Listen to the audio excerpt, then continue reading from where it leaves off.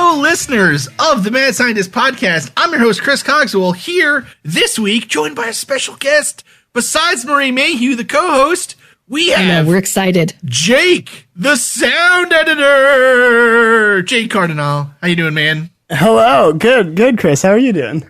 Doing so great! Oh my god, I can't believe you're on the show. I'm so excited. I'm finally on the show. I know. I was just saying that I thought that Jake might be imaginary for, I don't know, the last 3 years. Because you would just scream, Jake, just edit from here. And I would be like, oh, okay. Well, yeah, because I mean, you know, it just seemed like he was fake. Well, all right then. All right, Jake's just going to pick it up magically from there. Here I go. And voila, he's real. I'm usually the one in the background cutting out every burp, fart, and awkward silence. And now, dear listeners, you finally get to hear what I sound like. So sorry for you. And now you get to experience those in firsthand. There's nothing quite like having to hand off the terribly embarrassing task of please edit out the mouth noises that I seem to make at all turns to another person. And Jake, we're very glad that it's you to be doing this for us. Oh, I have fun with it. So we wanted. God, I'm dying. It's just like Jake is like the shadow. He like knows everything, right? He's got all this all of our raw data. I feel like this is good stuff. Truly, I'm the most powerful person in this whole podcast because what the listeners hear is truly just up to me at the end of the day. It's completely terrifying. He could make up whole episodes on his own now at this point. He's got words that we've said. You can just splice them all together. He could be deep faking this entire thing. Oh, yeah. You know how many times Chris has said, I eat farts? Oh, my God, no. No. I probably have a dozen or so clips of him saying that. My great nightmare. I think that this is the problem. This is like, we could have deep fakes out there of us, you know. Oh, Lord. Oh, I should definitely. I'm going to put together a deep fake. That would actually be straight hilarious. I would actually love that. If we had any shame, it probably would be bad. It probably would be. So, listeners, we wanted Jake to come on the show today to discuss the hot topic on everyone's mind. Kanye West and Taylor Swift are fighting again. God. There's nothing else happening in the world. No, Jake, explain a little bit, Jake, why we wanted to have you on. Besides the fact that you're the silent third part of this podcast, and we wanted to finally give you a voice. Sure. So while I do have a lot of fun doing sound editing and stuff like that, I actually work in virology. And so last episode, when you guys were talking about the coronavirus and you sort of hand-waved decades of biochemistry research, as I was listening, I said, I could probably, provide some additional insight on that. And I will give the disclosure that I myself am not a virologist in any capacity, but I do work alongside a lot of very, very smart virologists in my company. My own background is, like Chris's, in chemical engineering. In fact, we met at Northeastern University, where he was doing his PhD studies, and I was washing his dishes as an undergrad researcher. But yeah, nice. I thought that I had, maybe some additional information, and thought that I would give them to you in a Word doc, and then you asked me to come on, so here I am. Yeah, thank God, because I do think we did a good portion of hand waving over some of those things. Oh my God, are you kidding me? I hardly know what a virus is. It's we're so lucky to have you come on, man. It's truly crazy. You. So what I kind of thought we would do first off is actually just kind of go over the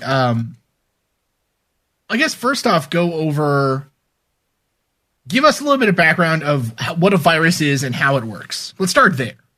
Sure. It's pretty quick and easy. It's an infectious particle made up of nucleic acids surrounded by proteins. And there is some debate in the world of biology whether or not to classify it as a living thing, because it's really just, it's proteins and it's DNA inside. That's it. And so viruses cannot survive or multiply without a host cell because they can't produce energy on their own. And they need to infect a host cell and take over the metabolic pathways and cellular machinery within a host cell to be able to really do anything that defines a living thing. Okay. So essentially it is, and that's kind of the part of the process I think last week that we kind of hand waved pretty hard was the actual process of a host's person getting coronavirus, and then what happens. We basically said, so it disrupts cellular metabolism, so that we didn't even say it in this complicated of a way. I've just been educated since our last episode. But basically, it disrupts the way that the cell would normally behave by hijacking the cell's own structure, right? And so the cell begins to instead create more clones of the coronavirus itself, the kind of coronavirus, agent. And then eventually that growth occurs to such an extent that the next thing it tells the cell to do is will die, right? Like you die, the cell will slough away, and then you're kind of left with a buttload more coronavirus in your body that then can go to other cells. And so eventually the ultimate damage then is what? So your body does take some time to develop antibodies to a virus, which is the most effective way to neutralize a virus as it's circulating. And so when you first are exposed, a virus will take over maybe a cell or two, and then you will have exponential growth in the number of cells that are infected until your immune system can really effectively take over. And so what happens is you end up getting these big regions of tissue that are affected that are not performing the functions that they are supposed to be functioning. As in addition to that, you have, once the immune system does kick in, it will sort of attack those infected cells to try to destroy them and the viruses within.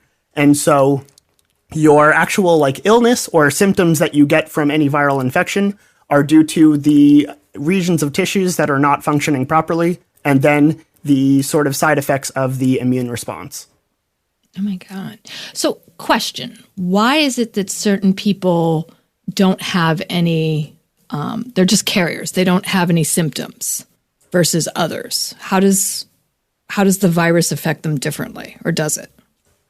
And again, I'll reiterate that I'm not a virologist myself, and I just work in a company that actually produces them. Answer our questions, Jake! God! That was a nice dodge. I am... Allegedly. Allegedly. I would imagine that you just have a stronger immune reaction to the cells that are infected. But yeah, I guess I'm not sure. I'm probably going to cut this question out. No offense. Solid. One of the funniest things actually is when reading about coronavirus, a lot of the literature out there and a lot of the news coverage and everything else focuses on, if you have a weakened immune system, you're more likely to be damaged by this in some way. Yet on the other hand, things come out that say, well, actually it's the immune system's response itself that is almost the dangerous part of this, right? That it's the immune system itself, obviously the coronavirus killing off those, say, let's say lung cells, killing off the lung cells as it replicates, that is in itself dangerous. But then a new stage of danger occurs when the immune system starts to attack the virus cells. And, you have kind of indiscriminate attacking, basically. Yeah, so the immune system can be hugely destructive. And an immune response should be a balance of this destructive power and then knowing when to back off. And so immune cells communicate to each other via these small proteins called cytokines, which coordinate the body's response to different infections. And some viruses, like the coronavirus, and also things like the flu, can create what's called a cytokine storm, which is basically the immune system going into complete overdrive. And so during an infection, more and more immune cells are activated by this uncontrolled release of cytokines, which eventually leads to hyperinflammation, and this can cause death. It's interesting to me. I would imagine because of kind of the kinetics of that reaction happening of kind of the playoff between like immune cell versus non-immune cell versus viral cell versus kind of each other, that in some people they just have like a perfectly weak immune system or a perfectly strong immune system, or like there's any number of like crazy things that could happen that would cause that, I would imagine. So go ahead, Marie. So the people you work with, are they at all staggered, or is it staggering the rate that this thing is multiplying? Because I mean, when I think of viruses and you hear about viruses, there's always sort of this, how fast does it replicate itself? How fast does it spread? And it seems like this has been, that particular part of it has been especially focused on. Right. And so there have been a lot of estimates lately about the actual infection rate from, host to host. And so that's why we've been, inundated over the past few weeks with information from a variety of sources talking about, flattening the curve is what everyone's really calling it. Yes. And really, while we are waiting for a biological vaccine to be created, this really is acting as a sort of social vaccine, is a way to think about it, I suppose. Because, if we just run some numbers, right, there are a couple of estimates out there, but, hypothetically speaking, if we had a baseline of if one person was infected and infected 5 every 10 days, so within 5 days, infected 2.5 people, then by day 30, 406 people would have contracted the disease because of that single person. By this sort of social distancing and flattening the curve, so to speak, if we were to reduce the amount of initial exposure down by 50%, and that one person in 5 days infected 1.25, then by day 30, by a month in, only 15 people would have the disease, or would have been exposed. And if we reduce that even further to 25% exposure compared to the original baseline, so in 5 days, 0.625 people have been exposed, then in 30 days, 2.5 people will have been exposed. So there's super significant reduction in cases that can be achieved by this sort of social distancing that's been recommended. Wow. And that was an excellent explanation of it, actually, because it makes sense, hypothetically, when you just think about it. Oh, I'm just going to stay in my house and stay away from other people. But when you actually put the numbers behind it, what it could jump to versus what you could mitigate it down to, it makes much more sense. Do you feel, and hypothetically, again, since I don't want you to get into too many of the details about this, but do you feel that the FDA and sort of the waiving or loosening of regulatory standards for this type of testing or for this type of approval process, has that helped? And do you think it was is it enough? Because it feels like, just from what the very little I've seen of it, it's good that they're relaxing those policies, but it's almost too late to enact anything that's going to make an immediate difference. Within the short term, that it feels like we need things by. And this is, on my side, it's more like for equipment. Like if they wanted to bring in equipment from, something that they're using in China that's been really effective in scanning and monitoring the disease during diagnosis phase. It's great that we could now bring that in, but it's almost too late to do it, because to get it here in the amount that we would need it, it's just not going to happen. So that may be true. I do think that the FDA is doing what it can to help in areas that it has control over.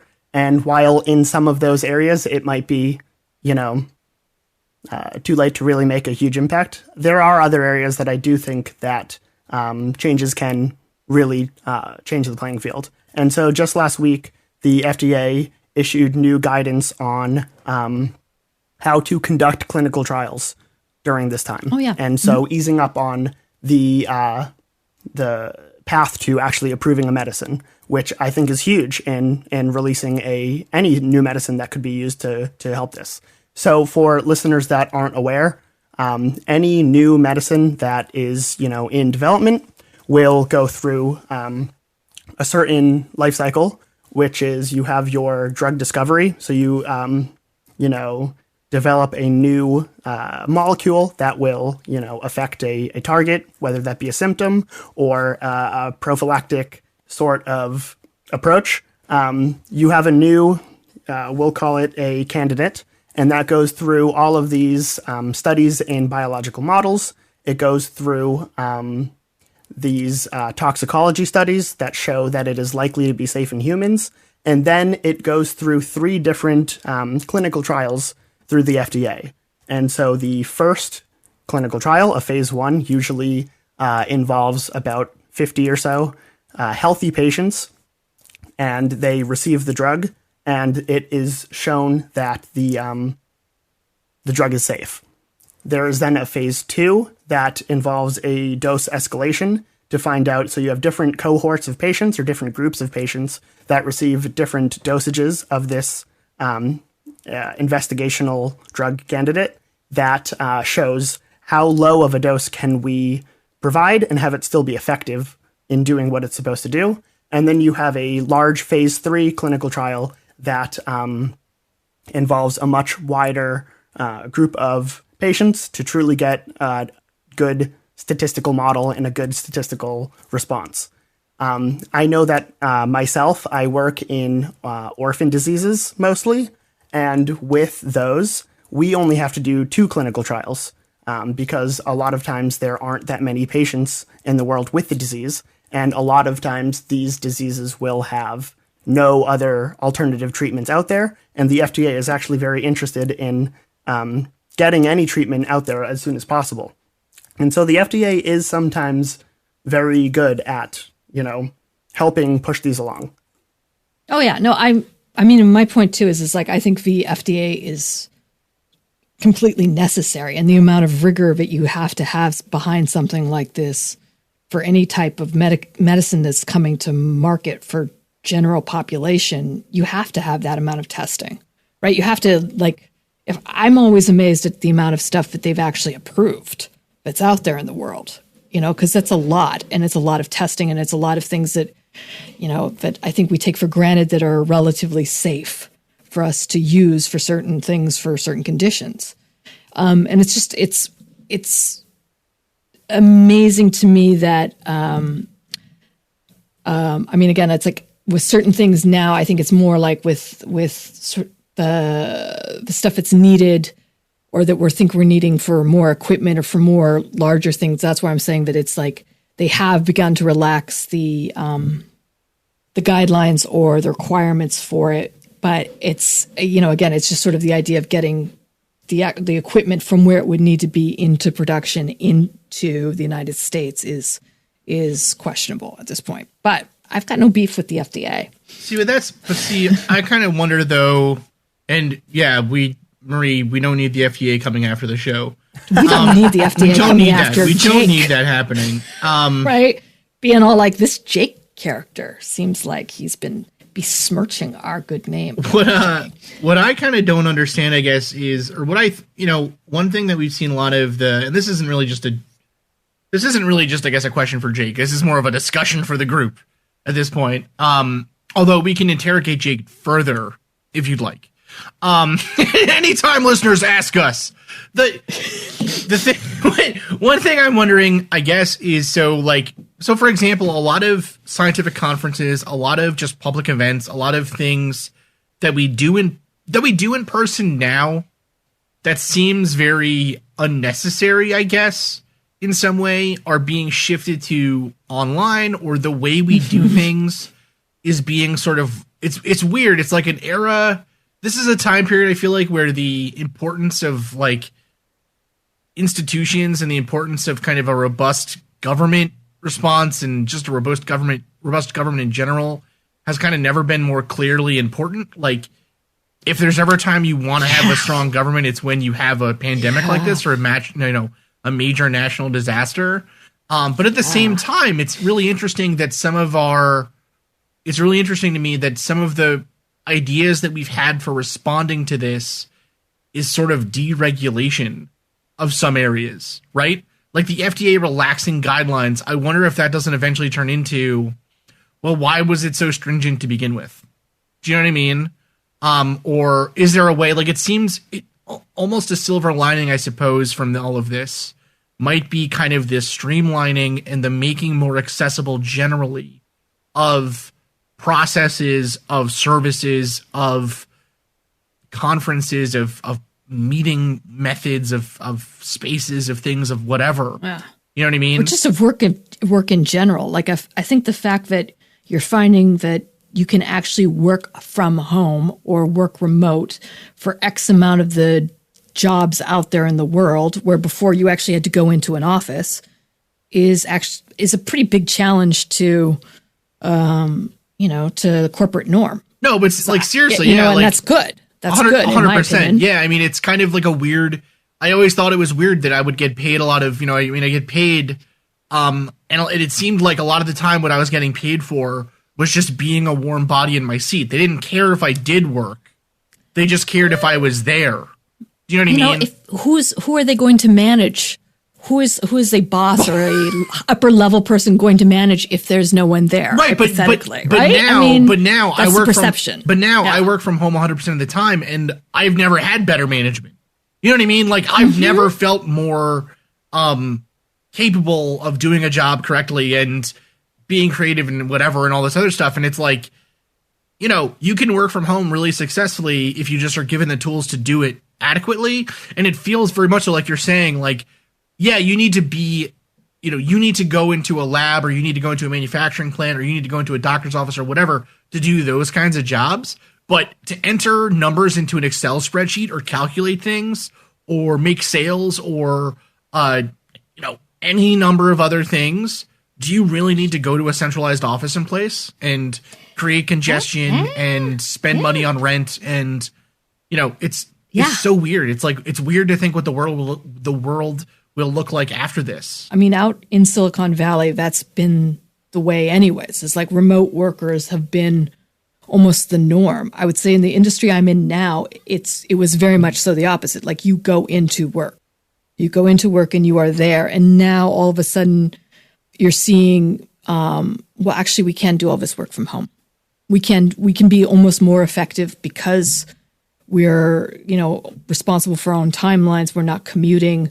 There's not the overhead cost, all this other stuff as well. And I think that a lot of that stuff is just challenging the old thinking. We're finally going to kill the business casual clothing industry. Oh, man. It's about time, too. Those tuxedo or nothing. Those khakis. I know, that's what you guys are wearing right now, right? Everybody's in formal dress around the house. I always at least have on a cummerbund.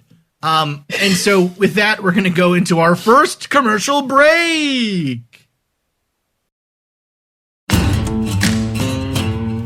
The way we're all going about doing things these days has changed. But one thing that hasn't is Lowe's commitment to our customers. We're here with all the things you need to keep your home running smoothly during this important time. Our stores are open and ready to help. Or you can also order online at Lowes.com or download our app and we'll deliver right to your doorstep.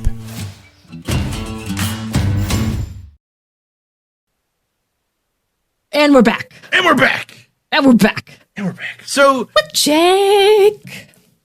It is definitely, as you were talking about earlier, Chris, it's super interesting how this sort of, I mean, it seems like a cliche now to call this unprecedented or anything like that, right? Like it feels kind of, I don't know, we hear that so much, but it kind of truly is. And it's interesting how it is sort of elucidating which systems that have existed for however long they have, that, we have always sort of presumed to be, this is, how things are, truly maybe aren't all that necessary, and which ones truly are. And I guess one example from my own job, right, going back to, how the FDA might be responding to this pandemic, is that the the ICH, which is the International Council for Harmonization of Technical Requirements for Pharmaceuticals and for Human Use, which determines, sort of regulatory restrictions and regulatory requirements on every aspect of drug manufacturing, drug research, etc. They have thousands of different guidelines on how to manufacture or discover or research drugs. And during this outbreak, they have, for I think the first time, made all of them totally free. And so anyone who wants to do drug research right now can get thousands and thousands of guidance from this international council totally for free. And so it seems like, okay, why do they really need to be charging money for it before? Yeah, well, it's actually funny that you mentioned that. We're getting a lot of that same question about conferences. You know what I mean? About scientific conferences, like big ones, essentially every single major scientific conference has been canceled or moved tentatively. And one thing that a lot of people are saying is, well, why the hell were we all going to like it's fun. It's super fun to go to a city and get drunk with all your science friends, But if the goal of this is to spread information, why weren't we doing more of this online? That being said, however, I don't think the conference circuit will ever go away. I hope it doesn't, frankly. I think there's something really I really think there is something. He loves getting drunk with his friends, folks. I do. With his science buddies. No, but to be completely honest, though, I do think that there is something really lost in talking to someone face to face is so much more effective. You can teach people more effectively. All that stuff is much more easier in person, I think. I truly believe that. Absolutely. And so there are some things like this that aren't going to be as effective. I kind of don't think no matter what, you know what I mean? Like, I don't care how good online classes become. I don't think that they will necessarily ever be as effective as in-person courses. And I don't know why that is necessarily. And maybe that's just a knee-jerk reaction I have. And maybe it's incorrect. Maybe that's an assumption I have that's not right. But getting back to your larger point, Jake, about these standards and things, or these like journal articles or whatever being free or being freely available to people, like, this is definitely something that's starting to make that question more like it's crazy to think that there are, because we have this in engineering too, that there are standards organizations that are, each standard is like $350, and it's like, how does that make any sense? Like, how is this standard? We all have to follow that standard for safety reasons. You know what I mean? So like, chemical plants don't explode. Why is that not available to chemical companies? Like, why do we have to pay? Why are you paying for it? Right. Yeah. And part of it, though, from the other side of the table here, from the other perspective, it costs money to come up with those standards. It costs money to keep them in place. It costs money to enforce them. Right, but these are government agencies. Right. No. And that's, I think, part of the larger question here is, why haven't we been funding this stuff? Right? Like there seems to be a need. Again, it's one of those, I think, kind of funny things where I hope that after this, we will reprioritize, I suppose. Do you know what I mean? God, I hope. Like, we probably don't need as much stringent control over some aspects of the economy, whereas others, it seems like we need more control. Oh my God, yeah. For the stuff that I do, it's like, I think that the one thing this has shown, at least me and my job, is that when something like this happens, the federal government should be the ones that are distributing the emergency supplies. Well, actually, and the needed supplies. That's a question, I guess, for everyone. Why weren't we prepared? Yeah. Why weren't we prepared? Why? Jake? No. Yeah, Jake, what the hell? What the hell, man? Why weren't we ready? But Yeah, I think you see now, like I just read the whole big article on Crimson Contagion, right? Which was the red team response to the federal government and private healthcare put forward about what happens. What do we all collectively do when a huge incidence of something like this hits? What do we do, and how does it affect pretty much almost each and every portion of our lives? And then we've just sort of ignored that. Like, because I mean, I think we knew that this was coming, because everyone's like, well, there's just no way we could have predicted this. There's no way we could have known this. And I don't necessarily think, there's no way we could have known the exact details of it, but I think we had a pretty good idea that something like this was inevitable, and there should be certain things in place to take care of that. I think, I think it seems like, considering the fact that I myself know that I was worried about this since that stupid movie about the monkey who's carrying Ebola or whatever. Like 28 days later? We should have freaking known. Well, even movies like 28 days later or whatever, like should have known. I agree, Marie, completely, because it seems like one of those crazy things where like pop culture knew this was going to happen. Oh, pop culture's been warning us on this. We've been making movies about this since like the 80s and even before that. 70s. You know what I mean? Like Dawn of the Dead. Yeah, like we knew, or we at least should have known. I think the thing that it seems like, at least, and this is my own just view from watching the news and reading a lot about this and everything else, and Jake, correct me if I'm wrong, it seems like the world of kind of medicine, biomedicine, virology, whatever, knew that something like this was a potential possibility eventually.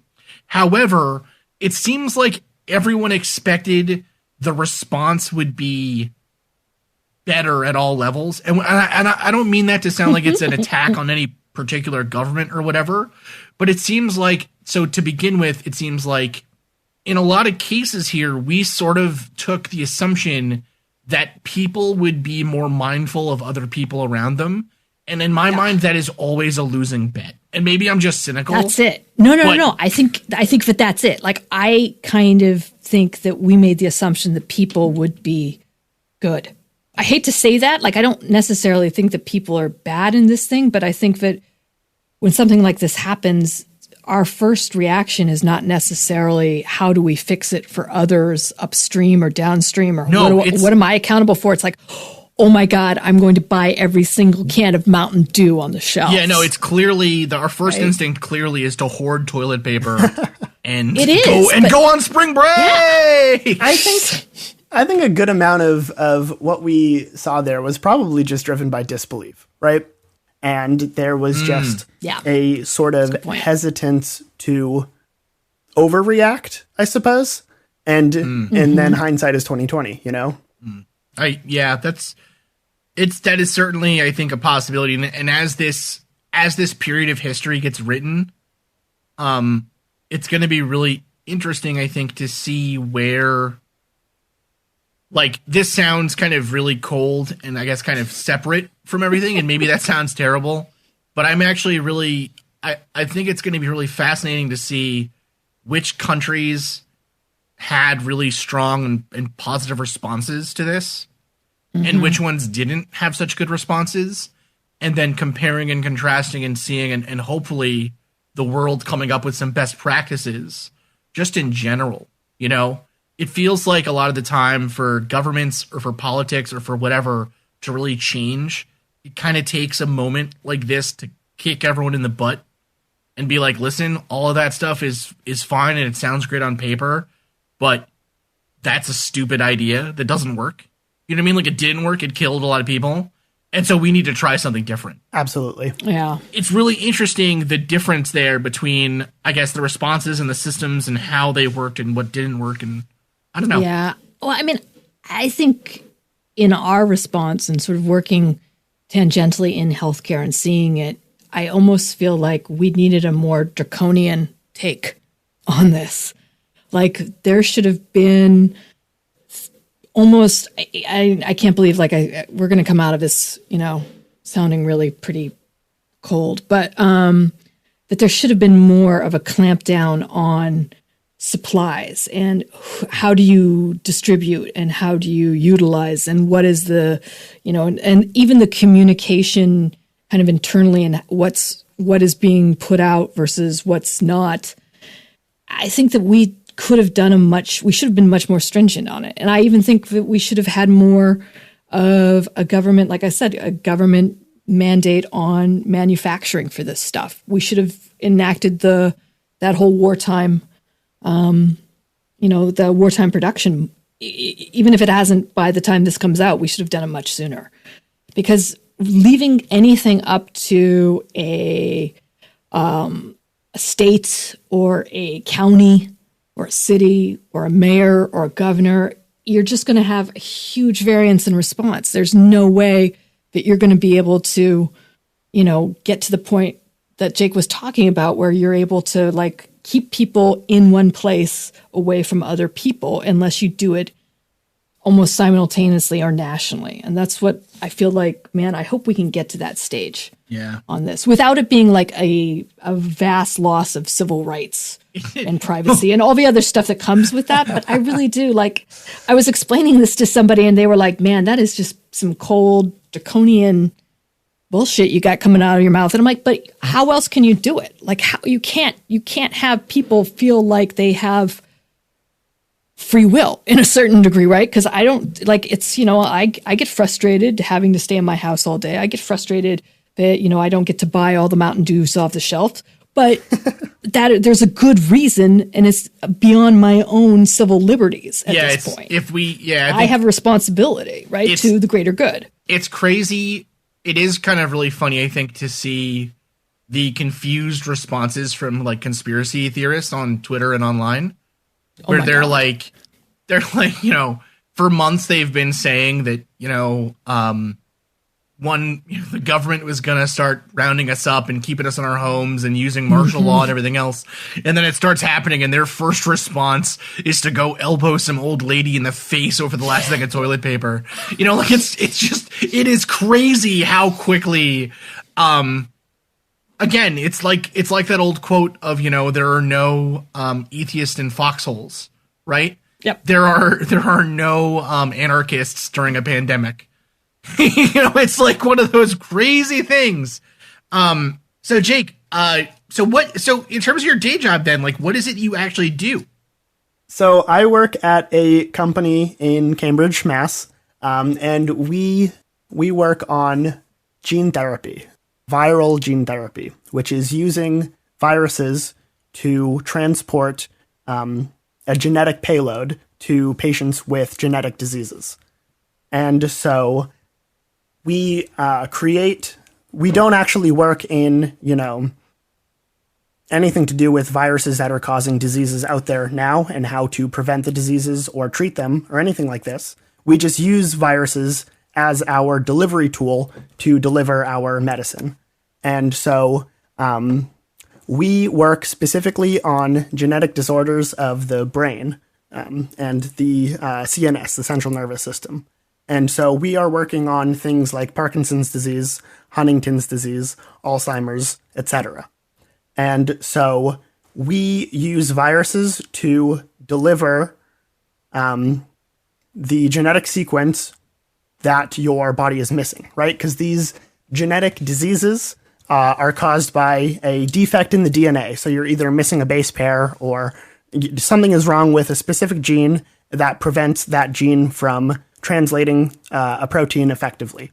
And so to treat diseases like that, you can either re-deliver that protein every day to a patient forever, or you can teach the patient's body how to start making that protein on its own. And so in the case of Parkinson's, a patient is missing the protein that converts the chemical precursor to dopamine into dopamine. And so your brain is not receiving enough dopamine, and eventually that causes non-regenerative damage to the regions of the brain. And so we develop a virus. The virus that we work on is called an adeno-associated virus, or AAV. it is much, much smaller than this coronavirus. So it is still an icosahedral. So it is still that, 20-sided die in shape, but it is only 20 nanometers in diameter as opposed to 125. So we're, 1/6 the size. And so the genome that we have to work with is only 2.4 kilobase pairs instead of 30. And so it's much smaller. Versus like 30, yeah. And so we take this virus that exists in nature and we rip out the genes that it has inside, and we replace it with the correct gene variant that we want to deliver to the patient, right? And so we will dose a patient's brain. We actually dose directly into the putamen of the brain, and we deliver these viruses that inside, instead of having a genetic code that will drive infection and then replication and of more virus particles. Jesus, I didn't even know I had a putamen. Now I'm upset. Instead, it will deliver the code for this protein that converts the precursor to dopamine into dopamine, and it will train your brain into start making dopamine again. That's which is so insane. Yeah, that's so cool. That's so cool. Nuts. So what? It's really so ingenious that we kind of took this thing that viruses do, and we were like pirating them. Yeah, we were like, pirating them, man. We can do this for something. We can make this for something good, right? It's like a firmware update for your brain almost. It truly is. It's freaking crazy. And one really interesting part of it is the way that we produce these adeno-associated viruses is like a lot of biologic drugs. So drugs that the active ingredient is a protein. And so these can be monoclonal antibodies that a lot of big pharma makes, or fusion proteins or peptides. There are a lot of different types of drugs where the active ingredient is actually a biological entity or a protein, really. And these are made with cell culture processes, which is basically you take a big tank and you fill it with a sugary liquid and you add a cell, and the cell takes the sugar in the liquid and creates proteins, right? So it's actually the entire technology is taken from the beer and wine industry back in the 17 and 1800s. It's crazy. Where, you add so yeast cool. to some sugar water, it eats the sugar and it turns it into ethanol and carbon dioxide, and all of a sudden you have beer. We do something similar, and we take sugary liquid, we add cells, and we teach the cells to convert the sugar into this biological entity that we then isolate from the soup, and that becomes the active ingredient in a drug. Cogs, maybe that's what the folks in Kentucky buying all the Mountain Dew were actually trying to do. Have you considered that? I don't know. Did you see that guy's? Have you considered that guy's rat tail? I don't think that's what they were trying to do. Are you saying that geniuses can't have rat tails? I'm not saying they can't. I'm saying that they often don't. Oh, That's what I'm saying. Okay. Except for Anakin Skywalker. Yeah, I was going to say, man, Jedi Padawans had the rat tails, so maybe these guys are all learning. Maybe, I don't know. Well, he doesn't know anything about Star Wars. I truly do not. I truly do not. We're going to cut him the little slack. I texted Marie about Ashoka being Rosario Dawson. Her name's Ahsoka Tano. Ahsoka. Yes. Okay, see, I don't even know the names. I have no idea. I know you were all like, the light swords and the Yookies and the Baby Yadas and what have you, and all the Starfleets. I'm just being a moron at this point. Jake, thank you so much for coming on, man. It was so much fun. We need to have more Jake-led biochemistry episodes, I think, because more Jake. I can't believe how much. I mean, I always hitting almost 30 years old. Right? And just thinking you're a pretty well-rounded person generally, you feel like you know things about a lot of different things, and maybe you're not an expert in most things, but you at least have a general sense of stuff. And then you talk to somebody who's actually really well versed in a subject you know nothing about, and it doesn't really matter for me if it's biology or this kind of genetic engineering stuff, or if it's archaeology or anything else. I always walk away just being I didn't know anything about that at all. Cool. And then for a month, that's all I'll read about. So we're super grateful to have you on, man. Grateful to have you edit out the show because, if listeners, if you've heard episodes there's a marked difference between episodes pre-Jake and post-Jake. There's a very marked difference. So we are very lucky to have Jake super happy to spending his time doing this with us. Thanks, man. So, well, listeners, this has been the Mad Scientist Podcast. We hope this kind of coronavirus episode will be helpful in you understanding the news and just knowing more about this thing that's happening to all of us.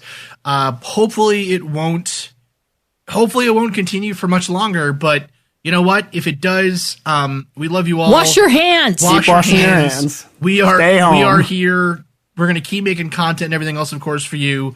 For patrons of the show, did want to let you know, so we have paused Patreon payouts basically until question mark, I guess. You know, if you have the money around that you'd want to donate to the show, we ask you to please go donate it to buy groceries for an elderly neighbor, donate it to a food bank, donate it to an animal shelter, buy masks for a local hospital, just do what you can for the people around you, because at this point, it seems like the best way that we're going to get over this is either removing all of our lungs, which seems like a non-starter based on the response I've gotten on the show today, or taking care of each other. So please take care of each other, and we'll be back next week with another episode. Thank you again, dear listeners, for listening to the Mad Scientist Podcast. I have been your host, Chris Cogswell, joined by my co-host, Marie Mayhew. If you'd like to contact the show, please send us an email at themadscientistpodcast@gmail.com. That's all one word. You can also follow us on Twitter at MadScientistPod or at Team Giant Squid for Marie. And of course, you can see us on Facebook, on Instagram, and all over the internet as the Mad Scientist Podcast. And again, our logo is the one with the pumpkin head, so it's easy to see. Mm-hmm.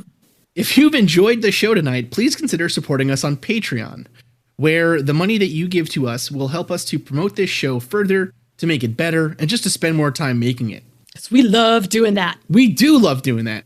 Our logo was designed by Carrie Shaheen. Our web design is done by Desdemona Howard. Woohoo! And our sound design is done by Jake Cardinal. Thanks again for listening. Thank you. This has been a Damn It Chippy production.